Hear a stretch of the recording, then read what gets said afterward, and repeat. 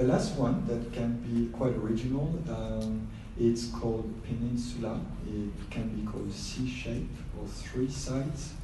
So it's something like that. So it's as open as it can be. If you use a firebox, and you have to remember that most of the time you need to create a bulkhead all the way to the ceiling. This is because you need to support the additional weights, because the weight distribution is not equal in those type of fireboxes due to the fact that it is open on that side and there is nothing to support the additional weight on the top section. So unless you run truss on the top section leading towards the wall, but most of the time what's easiest would be to create a bulkhead all the way to the ceiling.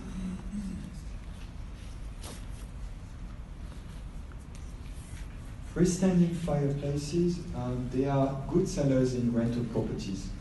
So for people who actually don't want to have a permanent feature, it is less and less the case nowadays.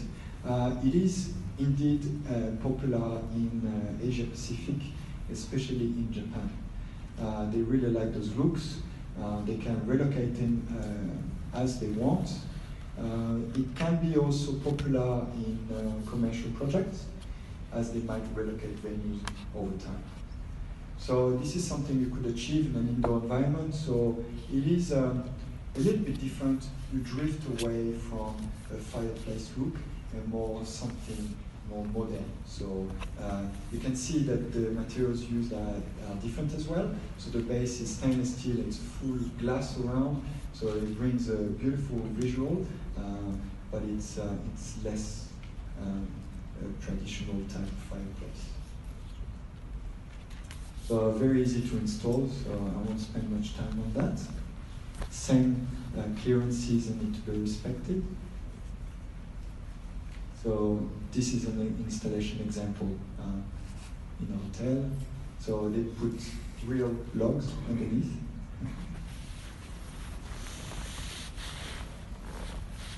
You also have those smaller units that usually can be relocated in an indoor and outdoor space.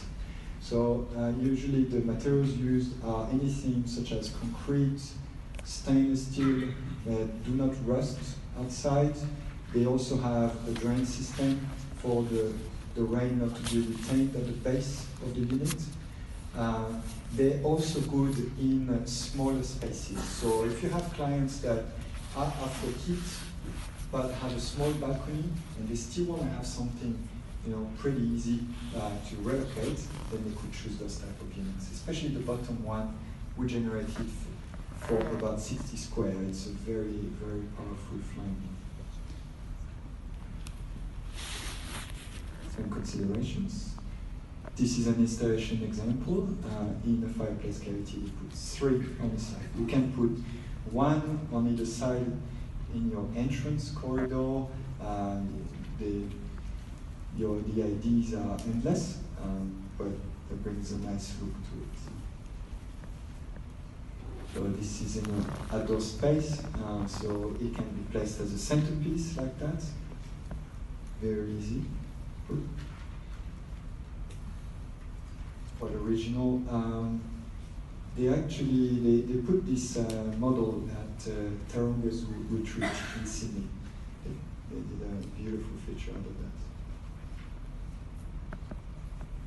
Fire tables are larger units. The idea behind that is that people can use the table as an outdoor furniture more than just for the heat generated by the burner. There are different sizes, there are different shapes, square, rectangular, round, but basically you can use either the edges or one side as a coffee table. The material we use is a concrete composite with fiberglass, so it's a lightweight material. But the reason why they did this blend is because we realized that it resists a lot to very hot and very cold temperatures. We had issues with solid concrete in Canada, for example, so the concrete would crack, and this doesn't crack anymore, so it's pretty good. So those are different shapes. This is something you could achieve. The low tables, they can be fully integrated with outdoor furniture. They are different colors as well, so you can match the color with the furniture you have, or anything that would be relevant, such as the color of the window frames and so forth. Very easy, so place here. This is a large unit. It's 16-15 mm long, a meter wide. Very popular in North America because they have large outdoor spaces. Less and less so in Australia. That's the reason why the company I work for created smaller tables. Those are little 5 tables with a screen. And that's it for today. So we have a range of retailers across the country. So feel free to contact them if you want your clients to see our products. It's probably the best way to understand how they work and they operate. And also our headquarters are in Sydney, so feel free to send us drawings during the specification if you have any questions, if you're unsure about how to use those type of products. All right, question time. Thank you. Do you have any questions for me? Just the zero clearance, what was that? Yes, so zero clearance means that they are self-contained units and they don't require additional insulation on the sides and on the top where the firebox sits in.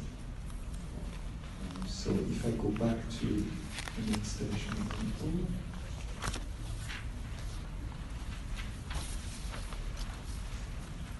So if you see a frame here, so basically it doesn't need insulation on the sides and on the top section inside the wall frame.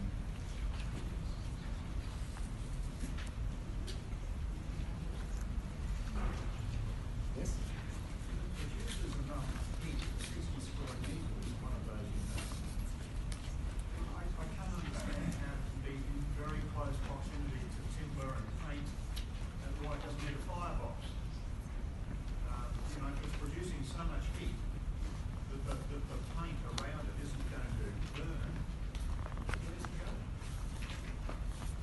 So it's a good question. So it's a convection type heat. So it all goes up, and now depending on the design, if it's a fully open flame, of course it will rise. So the heat will rise straight up and to the sides as well.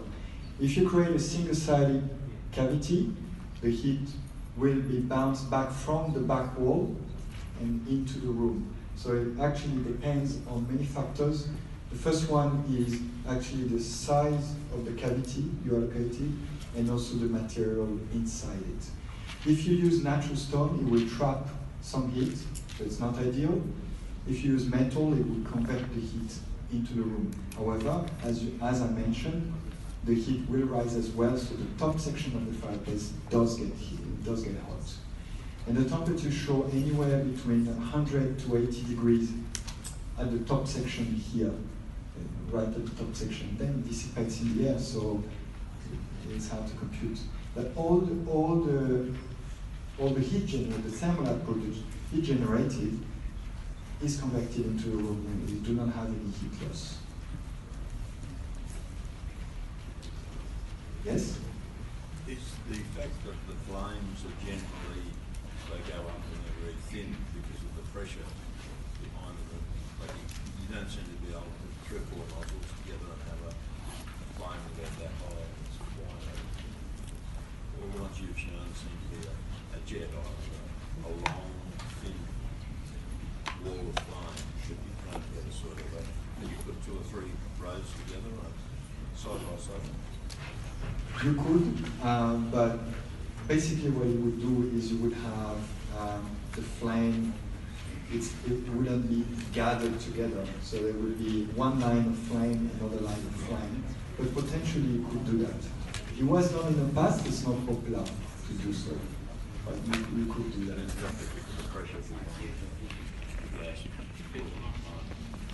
It's because if you place a burner next to each other, you need to have a deeper cavity to it. So instead of 350, the clearance will be increased. Usually the depth of those burners are 200, 198 times 2, 400, plus you need 40 mil in front and 30 at the back, so you need a minimum depth of 500, let's say.